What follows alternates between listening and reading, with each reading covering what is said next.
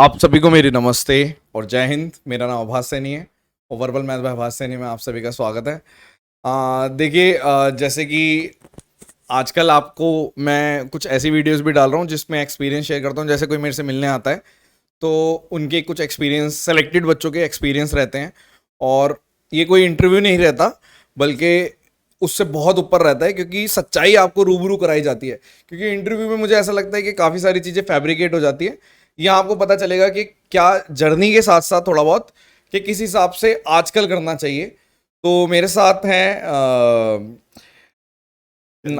हाँ, चंदन माहेती, और क्या बोलते हैं, एक्साइज इंस्पेक्टर हैं ये, और कोलकाता पोस्टेड हो आप। तो बहुत ही ज़्यादा, बहुत अच्छे दिल के हैं, और साथ ही साथ आपको बहुत सारी चीज़ें बताएंगे अपने एक्सपीरियंस से कि कैसी जर्नी रही। और बहुत सारी चीज़ें ये अपने जॉब के साथ साथ भी कर रहे हैं, काफ़ी सारे लोगों की मदद भी कर रहे हैं, वो सारी चीज़ें भी बताएंगे। ठीक है, ये लो बात करिए। हेलो सर ने तो बता ही दिया होगा मेरे बारे में। मैं अगर अपनी जर्नी के बारे में बताना चाहूँ तो मैंने स्टार्ट करा था 2017 के बाद से, मतलब लाइक मान लीजिए 2018 के आसपास से ही स्टार्ट किया था।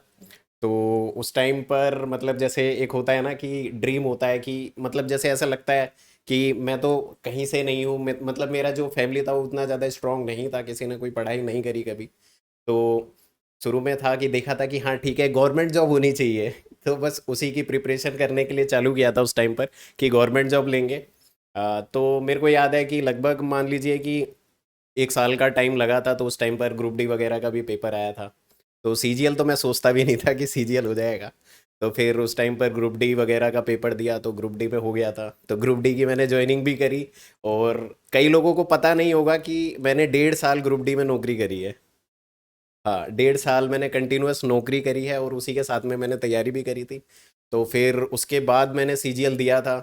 लगभग 1.5 साल के आसपास तैयारी करी, फिर सीजीएल दिया था। तो फिर तो बहुत सारे डाउट रहते थे उस टाइम पर क्या पढ़ना चाहिए। अब जैसे सर हैं तो सर बहुत कुछ देते रहते हैं, आप यूट्यूब पे कहीं पर भी पढ़ सकते हो। तो उस टाइम पर इतना कोई था नहीं, हमें पता नहीं चलता था कि तैयारी क्या करनी है, मेंस में क्या करना है। तो बहुत सारे पापड़ बेलने के बाद मुझे लगी थी जॉब फाइनली। मतलब उस टाइम ऐसा लग रहा था कि कैसे मिल गया मुझे भी नहीं पता, लेकिन मिला, मेरी मेहनत से मिला। तो ग्रुप डी का सफ़र बहुत ज़्यादा ही मतलब ऐसा था कि रोना आता था मुझे मतलब मैंने जब शुरू में ज्वाइन किया था ना, फर्स्ट दिन तो मेरा तीसरा दिन था, उसमें ना मेरी जो उंगली थी वो कट गई थी। उसमें ट्रैक चेंज करने का काम था। तो ट्रैकमैन थे? हाँ, नहीं ट्रैकमैन नहीं था, वर्कशॉप में था, लेकिन वहाँ पे ट्रैकमैन का भी काम होता था। तो वहाँ ट्रैक चेंज करते टाइम उसको है ना दबा के ऐसे लाइन को चेंज करते हैं। तो उसके नीचे उंगली आ गई थी मेरी। तो पूरा तगड़ा ही तगड़ा हो गया था। तो फिर मतलब ऐसा था कि 5-6 महीने तो मैं कंटिन्यूअसली ऐसे ही मन ही मन रोता रहता था कि अंदर से? निकलना है यहाँ से, निकलना है। तो बस यही एक जुनून होता है, डेडिकेशन होता है, जो आप लोगों को भी कंटिन्यूअसली अपने अंदर रखना चाहिए कि सिलेक्शन लेना है मुझे, कैसे भी सिलेक्शन लेना है। तो जर्नी बहुत ज़्यादा मेरी अच्छी रही, बहुत अच्छे अच्छे मुझे लोग भी मिले। और यकीन नहीं मानोगे 2019 में मैंने सर की भी कुछ वीडियोस देखी हुई है स्पेशली जो नए नए रूल्स वो सर लेकर आए थे कि ये करना है, कैसे करना है। ठीक है, उस बहुत छोटी छोटी तब सर ने जस्ट चालू ही किया था, तो मैंने कुछ हाँ। वीडियोस देखी थी सर की उस टाइम पर भी। तो बस यही सब रहा है। अभी तो खैर फिलहाल पोस्टेड हूँ, और जो भी थोड़ा बहुत हेल्प कर रहे हैं देख रहे हैं। तो और सर और हमारा जो घर है वो बिल्कुल पास में ही है, ज़्यादा दूर नहीं है। तो काफ़ी टाइम से मैं सोच रहा था कि सर से मिला जाए, तो बस ऐसे ही प्लान बना तो आज आगे बहुत सर से मिलने। बढ़िया किया, बहुत बढ़िया। हाँ, बाकी इनका शायद एक फेमस ग्रुप भी है, उसमें भी ये बहुत ज़्यादा मदद करते हैं, तो उसके बारे में भी बता दो, क्योंकि थोड़ा आइडिया रहना चाहिए। वो ग्रुप का आपने मतलब जानते ही होंगे आप, ज़्यादातर जो भी आवाज़ सर से जुड़े होंगे, आई थिंक बहुत जनों को पता भी होगा। करंट मुद्दे के नाम से मेरा ग्रुप है। मैंने मैंने शुरू शुरू में एक हाँ, पीडीएफ भी डाली थी। यस यस, हाँ, करंट अफेयर्स की। करंट अफेयर्स की, क्योंकि सबसे पहली जो मेरे ख्याल करंट अफेयर्स की पीडीएफ डाली थी मैंने, वो मेरी वो ही थी। करंट मुद्दे की डाली थी। अब उसके बाद ही मेरे को लगता था कि बच्चों को करंट अफेयर्स की भी ज़रूरत पड़ती है, हाँ तो उसके बाद से फिर हम अपनी बनवाने लग गए थे। अब मेरी टीम बनाती है तो, लेकिन इनकी डाली थी तो आइडिया वहीं से लगा था। वो एक्चुअली क्या था कि जब हमने करंट अफेयर का सिलसिला, मतलब ऐसा था कि मैंने जो टेलीग्राम चैनल चालू किया था ना सर, वो करंट अफेयर की पीडीएफ को लेकर ही कि पहले मैंने उसको पेड किया था। सिंपल सी बात है कि पेट किया था। तो क्योंकि मुझे पता था कि जो चीज़ है चाहिए बच्चों को उसके अंदर वो है, लेकिन क्या होता है कि वो चली नहीं, तो चली नहीं, तो फिर मुझे समझ आया कि नहीं, इसको पेड की जरूरत नहीं है, ये ले जाने की जरूरत है लोगों तक। तब मैंने वो टेलीग्राम चैनल बनाया, तो उसमें 28 या 30 बंदे थे। अच्छा। तो फिर कुछ दिन करने के बाद मैंने सर को अप्रोच किया था उस टाइम पर कि सर मेरी ऐसे पीडीएफ है, तो सर आप देख लीजिए थोड़ा, अगर आप इसको शेयर कर सकते हैं। तो सर का पहला मैसेज ये आया था कि शेयर कर सकता हूँ, लेकिन ये मतलब पेड अगर होगी तो मैं शेयर नहीं कर सकता, क्योंकि तब सिंपल सी बात है आप लोगों को लगेगा कि भाई प्रमोशन चल रहा है। तो उस टाइम पे सर ने कहा था, तो मैंने कहा नहीं ठीक बात है, मुझे ये याद वैसी नहीं है। पीडीएफ है। नहीं, मेरे को सर याद है, क्योंकि वो पहला शेयर जो था ना आपने किया था, तो उस टाइम पर जो मेरे सब्सक्राइबर थे वो आई थिंक 3-3.5 हजार हो गए थे। ठीक है, तो वो पहला जो था, क्या कहते हैं, बूस्ट जो है वो वहीं से आया था, सर की मदद से ही। लेकिन अब आप जो अच्छा काम कर रहे हो उसके बारे में भी थोड़ा सा, कि मतलब जैसे गाइडेंस आजकल जैसे बहुत सारे बच्चे कर रहे हैं ये सब चीज़ें, उसके बारे में थोड़ा बता दो कि क्या चल रहा है, मतलब क्या करते हो आप लोग, जैसे जो सेलेक्टेड बच्चे हैं वो लोग भी कुछ वेंचर चला रहे हैं, हाँ तो वो किस हिसाब से चलाते हैं, बहुत ही मैं देखा मिनिमम फीस में कुछ कर रहे हैं, वो बारे में भी बच्चे पूछ मेरे से बहुत सारे बच्चे पूछते हैं कि सर ये सब चीज़ें फायदेमंद होती है नहीं होती, तो बिल्कुल ऑनेस्ट तरीके से बता सकते हो आप कि क्या फायदा होता है नहीं होता, क्या है जो भी है। देखिए सर, वो एक मेंटरशिप प्रोग्राम हम चलाते हैं, जो क्या होता है कि मतलब सीजीएल का जब भी प्री आता है या मेंस आता है, जस्ट उससे पहले हम लॉन्च करते हैं उसे। तो मान लीजिए कि 3-3.5 महीने का टाइम होता है। तो उस पर हम क्या करते हैं कि एक गाइडेंस प्रोग्राम होता है, वो सिंपली उसका एक ही मोटिव होता है कि आपको बस गाइड करना है हमें। तो उसके अंदर हम पूरा शेड्यूल बना के देते हैं कि आपको किस दिन क्या पढ़ना है, किस दिन क्या मॉक टेस्ट देना है, उसके हिसाब से रैंक लिस्ट आती है, और उसके अपने सबके अपने डाउट ग्रुप रहते हैं कि आपको कोई भी डाउट आ रहा है उसके अंदर डालो, वो सॉल्व हो जाते हैं।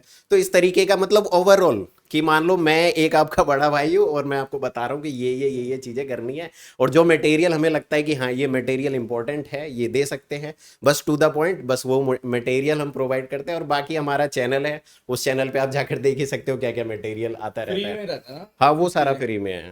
जी जी। हेल्प, सारी चीज़ें, हाँ बड़े भाई के भी बड़े भाई होते हैं, ठीक है। तो और बाकी अच्छा ये बताइए, जैसे अब आपको कितने साल हो गए जॉब करते हुए एक्साइज में, एक्साइज में तो और सर अब तो कंधे पे सितारे हैं, ग्रुप डी से सीधा आप वहां पहुंच गए, तो किस तरीके की फीलिंग है, फैमिली कितनी खुश है, और उस बारे में थोड़ा सा एक्सप्लेन। सर फैमिली में तो रहता ही है कि मतलब जैसे एक तो पहली बात गांव में, मतलब जैसे अगर मैं अपने गांव की बात करूं तो वहां पर मतलब कहाँ से हो मैं एक्चुअली मतलब हम तो प्रॉपर दिल्ली के ही हैं, लेकिन जैसे मेरे पेरेंट्स हो गए या गांव वाले हो गए, मतलब कोई भी, जैसे मेरे पापा जो है 8वीं तक ही पढ़े हुए हैं, आप? और मम्मी जो है वो मतलब मान लो पढ़ी ही नहीं है। तो उनके लिए मतलब 12वीं पास करना, उसके बाद कॉलेज पास करना, और फिर ग्रुप डी की जब मेरी नौकरी लगी थी ना, वही उनके लिए मतलब ऐसा था कि जन्नत मिल गई हो जैसे, बहुत कुछ हो गया। और अब जब ऑफिसर लग गया हूं, तो जिनकी लगती है उनको पता ही रहता है कि क्या एक अलग फीलिंग होती है उस चीज का, तो एक अलग ही रॉब होता है कौन से वो। उसमें 18 में लगे थे? हाँ सर, 2018 वाले में। 18 से लगे थे। हाँ। तो अब कितना ज्वाइनिंग को कितना टाइम हो गया? ज्वाइनिंग की सर यहाँ पर मेरे को मान लीजिए कि मैंने जनवरी में ज्वाइन किया था, और अभी क्या चल रहा है, नवंबर, 8 महीने। कैसा, मतलब बढ़िया है बढ़िया जॉब? है सर। अब मतलब जो भी चीज़ें होती है कि जैसे एक होती है जॉब सिक्योरिटी हो गई, एक टेंशन खत्म हो जाती है, और एक जो होता है ना कि अपने जो माँ बाप का वो बढ़ जाता है, ओहदा बढ़ जाता है कि हाँ यस, कुछ करा है, मेरे बेटे ने कुछ करा है। क्योंकि होता है जब बेरोजगारी होती है ना, जब मैंने एक मतलब लगभग 1 साल के आसपास में बेरोजगार था, तो उस टाइम पर पता रहता है कि कितना डिप्रेशन, कितना कुछ दिमाग में चलता रहता है, और बहुत ज्यादा वो मतलब बता नहीं सकते क्या होता है, लोग बाग क्या कहते हैं, वो आप सभी को पता ही होगा जो इस फेस को मतलब अभी झेल रहे होंगे कि कब ये बेरोजगारी हटेगी। कंसिस्टेंट रहने के लिए कुछ बताओ, जैसे आप, जैसे मैंने देखा है बहुत सारे लोग जोश में तो आ जाते हैं, और कई बार ऐसा होता है वो रुक जाते हैं। तो अब जैसे किसी ने एमटीएस लगा, ग्रुप डी लगा, जॉब आजकल के टाइम पे वो भी लगनी बहुत बड़ी बात है अपने आप में, और कई लोग उसमें मतलब स्टाफ के ऊपर डिपेंड करता है, कई लोग उसमें भी बहुत सपोर्ट करते हैं, पढ़ने देते हैं, लेकिन कई लोग रुक जाते हैं, तो वो रुकना ठीक है या क्या करना चाहिए, मतलब किस हिसाब से ये चीज़ होनी चाहिए, आप उस बारे में बताओ कि मतलब आपको कोई क्या मोटिवेशन मिली, वही उंगली कट गई थी उस वजह से आपने करा, या फिर कोई और जिल्लत की वजह से करते हैं, मतलब कई लोगों को मोटिवेशन चाहिए होती है ना कि भैया यार नहीं मैं नहीं कर पाऊंगा, तो वो क्या था? देखिए, एक मोटिवेशन दो तरह का होता है, एक होता है टेम्पररी, ठीक है, और एक होता है परमानेंट, जो अंदर से आता है। ठीक, जैसे अगर आप सर का ही देखो, तो सर का एक पढ़ाने का मोटिवेशन वो एक अंदर से है, वो बहुत सारी मटेरियल्स आपको देते रहते हैं, जिसका कभी कोई चार्ज या कुछ नहीं, वो ऐसे ही आता रहता है, वो एक मोटिवेशन है। तो इस तरीके से क्या होता है ना, एक टेम्परेरी मोटिवेशन होता है, जो आपने संदीप महेश्वरी सर की वीडियो देखी, किसी की देखी, 1-2 दिन लगा, आज मेरे दोस्त का रिजल्ट आ गया, मैं 2 दिन पढ़ूंगा, बस उसके बाद नहीं पढ़ रहे हो, वो सब मोटिवेशन बेकार है। और कंसिस्टेंसी एक ऐसी चीज है ना कि जैसे मान लीजिए कि सबसे बोरिंग काम कंसिस्टेंसी है, सबसे बोरिंग काम। मैं वही 1500, वही 1500, वही 2000 सवाल लगा रहा हूं, और वो सबसे बेकार काम है। आपको लगता है कि क्या ये तो मेरे को आता है, ये मैं क्यों कर रहा हूँ फालतू, लेकिन यकीन मानिए वही जो सवाल है ना, जिसको आप बार बार प्रैक्टिस कर रहे हो, वही आपको सिलेक्शन दिलाती है। कंसिस्टेंसी का मेन राज है। जैसे आपने कोई, अगर मैं बताऊं, एक एटॉमिक हैबिट की बुक है, तो वो भी इसी बारे में बताती है कि आप थोड़ा सा इंक्रीमेंट करो डेली, हल्का सा खुद को इंप्रूवमेंट करो, लेकिन डेली करते रहो। और वो जब आप उसको साल में देखोगे ना, तो उसका जो कंपाउंड इंटरेस्ट है वो बहुत ज्यादा गुना हो जाता है। ठीक है, तो वो चीज है, कंसिस्टेंसी मैटर एक करती है, मीम बहुत भी आया ज्यादा था, मैटर करती है। 1.1 रेज टू पावर समथिंग। हाँ हाँ हाँ हाँ, तो वो देखा। बढ़ता है। और 80-20 रूल का भी कुछ बता रहे थे आप मुझे अच्छा, तो। 80-20 रूल देखिए क्या है कि आप लोगों ने अगर जैसे पीडीएफ्स देखी होगी हम लोगों की, 80-20 रूल सिंपल सा होता है कि 20% जो होता है वो 80% का काम करता है। कोई सी भी आप ले लो, जैसे मान लो सपोज मैं रिजल्ट की बात करूं, एसएससी में 100% अगर भरते होंगे, तो उसमें से 20% का सिलेक्शन होगा, 80 का नहीं होगा। पढ़ने वाले 100% होंगे, 20% का सिलेक्शन होगा, 80 का नहीं होगा। उसी तरीके से जैसे हम लोगों की जो पीडीएफ होती है, आप करंट अफेयर या किसी भी चीज की देखोगे, ठीक है, या फिर आप अपने नोट्स की बात करो, आपके जो नोट्स हैं उसमें लिमिटेड क्वेश्चंस होते हैं, और जबकि एक बुक में 1000, 8000, 10,000 क्वेश्चंस होते हैं। लेकिन काम कौन करता है? आपके नोट्स काम करके देते हैं ना, और नोट्स में होते ही कितने क्वेश्चन है? बहुत कम क्वेश्चंस होते हैं। तो ये बताता है कि 20% जो होता है ना, आप उसको बार बार करो, वो आपको 80% तक बहुत आराम से ले जाएगा। लेकिन वो 80% से 100% का सफर, उसके लिए मेहनत करनी पड़ती है। लेकिन 100 में से 160 लाना भी सर कोई मतलब आसान बात नहीं है, उसके लिए भी टाइम लगता है। तो वही बात है कि थोड़ी चीजें पढ़ो, लेकिन बहुत बार पढ़ो, बार बार पढ़ो। ये जो बता रहे हैं कि 20% पे फोकस करना, मेरे को लगता है हम तो पूरा, हमारा तो चल ही उस पे रहा है हर चीज़, कि हम सिर्फ वही चीज़ कराते हैं जिसमें बच्चों को दुविधा आती है। जो सारे कर लेते हैं वो शायद 80% होता है, बट उसकी भी अपनी एक अलग वैल्यू ये है। अपनी एक अलग है। हाँ। उसको अगर मान लो कि आप 100, मतलब मान लो कि आपने सिलेक्शन ले लिया, आप टीए बन गए हो, या 1000, क्या कहते हैं, 2000 के आसपास आपकी रैंक है, लेकिन अगर आपको 50, 100 एमईए में जाना है, तो उस टाइम पर वो मैटर करता है। उस टाइम पर आपको एक्सपर्ट बनना पड़ता है उस चीज में, तो उसके लिए आपको खोदना पड़ेगा और अंदर डिग करना पड़ेगा, मटेरियल निकालना पड़ेगा। ये वही तो है। है। हाँ, तो ये बहुत अच्छी बात बताई इन्होंने, ये बहुत अच्छी बात कही इन्होंने कि 80-20 का जो रूल है वो अप्लाई करो। जब एक बार आप, मेरे हिसाब से वही वाली बात है, इसको अगर हम साधारण भाषा में बोले कि आपको वो उस चीज की तो वैल्यू करनी करनी है जिससे आप भीड़ में शामिल हो गए, लेकिन सिर्फ भीड़ में शामिल होने से कुछ होता कोई नहीं है। फायदा नहीं है। वो चीज मैंने देखा है, बच्चे नहीं समझ पाते। अब कोई भी कमेंट्स में भी मैं देखता रहता हूँ, बच्चे आपस में लड़ते रहते हैं, ये टीचर अच्छा है, ये टीचर बहुत अच्छा है। बहुत दुनिया भर के टीचर है मार्केट में जो फैले हुए हैं, जो आपको एक भीड़ में शामिल कर देते हैं। उनकी अपनी एक अलग वैल्यू है हाँ, कि भाई उनकी वजह से, मैं तो क्लियर बोलता हूँ कि जरूर करो आप उनसे भी कोर्स, क्योंकि उनकी वजह से ही आप भीड़ में एटलीस्ट ये पॉजिटिविटी आ रही है कि भाई मैं कर सकता शामिल हूँ। हो। हाँ, मैं कर देख रहे सकता हो, हूँ। Yes yes. क्योंकि कोई कई बच्चे ऐसे होते हैं, मान लो जैसे अब जैसे हमारा सुपर 100 है, मैं क्लियर इसलिए उसमें भी यही बोल देता हूँ कि भाई ऐसे बच्चे मत ले लेना जिनको जिन्होंने सिलेबस ही नहीं किया। ये बात वरना है। वो देखेगा, उसको लगेगा अरे भाई अब क्या करें, ये इस लेवल पे तो। हमारा भी सर थोड़ा ऐसा ही होता है कि हाँ, जो अपना जो मेंटरशिप प्रोग्राम होता है ना, तो उसमें हम पहले ही बोल देते हैं कि आपका बेसिक क्लियर होना चाहिए, तभी हम आपको उठा पाएंगे। अब मान लो आपको बेसिक ही क्लियर नहीं है, तो बहुत मुश्किल हो जाता है फिर उनको साथ में रेस में लेकर चलना। तो वही ये है तो कि है। होना चाहिए बेसिक बट सच हर किसी को पछता नहीं है। मेरा ये मानना है कि बच्चे खुद ही एक्सेप्ट नहीं करते। बहुत सारे बच्चे हैं जिनको ये समझना चाहिए कि ऑनलाइन, सिर्फ ऑनलाइन से भी नहीं हो पाएगा। बहुत ज़्यादा वीक भी होते हैं, तो उनको मेरे हिसाब से पहले ऑफलाइन में जाना चाहिए। हाँ, किसी ना किसी ऑफलाइन में जाओ, थोड़ा टाइम वेस्ट करो। सर टाइम लगता है, हाँ, पता है आजकल की आदत क्या हो गई है कि है ना, नेट पे इतना ज्यादा मटेरियल अवेलेबल हो गया है ना, क्लाउड। तो क्या होता है कि आदत हो गई है कि आपको सब चीज पकी पकाई मिले। तो आप बनाना भूल जाते हो, ठीक है। और जब एग्जाम में बनाने की बारी आती है तो फिर वो बनता नहीं है। मेन बात ये है। तो आप ना मतलब खुद पे मेहनत करना सीखो तो वो रिजल्ट देगी। अभी नहीं, टाइम लगता है रिजल्ट मिलने में सर, टाइम लगता है। बहुत तो टाइम लगता है, वो बहुत टाइम टाइम लगता देगी, लेकिन वो जो जब रिजल्ट मिलता है ना, तब सारी चीजें, सारा दुख और गम एक साथ बराबर हो जाता है एक दिन में ही। एक दिन भी नहीं, कुछ सेकंड्स के अंदर सब चीजें बराबर हो जाती है। सब आप भूल जाओगे जैसे ही आपको सिलेक्शन है। मिलता है। आजकल तो एक ट्रेंड ये भी चल रहा है, आजकल नहीं वो बहुत पहले से है, जो कुछ परसेंट बच्चों में होता है, जैसी सिलेक्शन हो जाता है उनको लगता है मैंने इतनी मेहनत करी है, मतलब हमारे टीचरों ने सिर्फ 5% की मदद करी है और 95% जो मेहनत है वो खुद की है, जो कि मेरे को ऐसा लगता है सच भी है। लेकिन अब सारी चीजें आपको समझनी चाहिए कि हर किसी का अपना एक अलग रोल है। आपको क्या लग रहा है कि सिर्फ जो आपकी स्टडी स्टार्ट होती है वो स्कूल से ही हो जाती है? हर किसी का कुछ ना कुछ रोल रहा है, बहुत सा पेरेंट्स भी सिखाते हर हैं, चीज हर का कोई रोल कोई है। ना कोई सिखाता है। तो बाकी तो सारे ज्ञानी बैठे हैं हर जगह आजकल, क्योंकि वो बच्चों की गलती नहीं है, इतना ज्ञान मिलता है यूट्यूब पे, तो उनको समझ में नहीं आता। और बाकी आप आए तो मुझे लगा कि अब मैंने सोच लिया है कि कोई भी मुझसे मिलने आया करेगा तो मैं उनके एक्सपीरियंस, क्योंकि इंसान एक सबसे जो मतलब एक्सपेंसिव चीज़ है, महंगी चीज़ है, वो है एक्सपीरियंस। एक्सपीरियंस। अगर बच्चे समझते नहीं है, कोई भी नहीं समझता, मैं भी नहीं समझता शायद, मेरे से अगर कोई मेरे से बड़ा कोई 40 साल का बंदा मेरे से बात करेगा और अपना एक्सपीरियंस शेयर करेगा तो मुझे लगेगा क्या बकवास कर रहा है। और ये तो नहीं होता आजकल के टाइम पे, लेकिन शायद जब मैं 40 साल का हो जाऊंगा तो मुझे उसकी बात याद आएगी। तो लेकिन मेच्योरिटी ये है कि अगर आप एक एक्सपीरियंस की कदर करनी सीख गए कि ये एक एक्सपीरियंस बंदा आपको समझा रहा है वही बात है। और ये इस बात से गुजर चुका है, इस माहौल से गुजर चुका है, इस सिचुएशन से गुजर चुका है, तो ये सिचुएशन उसकी लाइफ में आ चुकी है, तो उसने कैसे बाहर निकले।